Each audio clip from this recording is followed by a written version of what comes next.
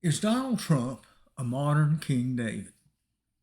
Trump's Christian nationalist supporters and some right wing evangelical Christians are fond of asserting that, like King David, Trump is an imperfect yet divinely chosen leader. However, a closer examination of David's life and Trump's approach reveals some profound differences. King David was deeply religious, actively seeking guidance from God and demonstrating deep humility. When the prophet Nathan confronted David, he immediately acknowledged his sins and repented. Trump, by contrast, is self focused, relying on his own instincts rather than spiritual reflection. Trump dismisses accusations against him as political attacks and never acknowledges any wrongdoing. King David's repentance remains one of the most well known examples of contrition in biblical history.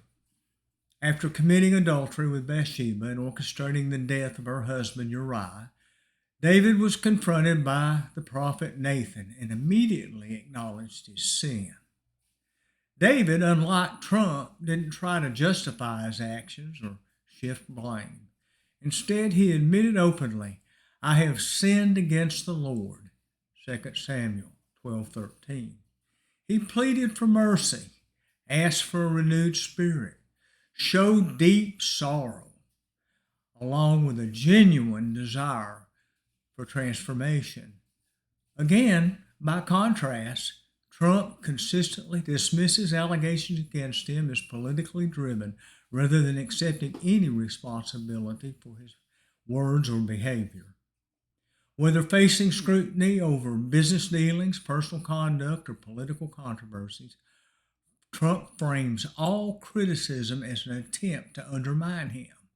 Unlike David, who accepted responsibility and sought forgiveness, Trump maintains a stance of defiance, portraying himself as a victim of unfair scrutiny.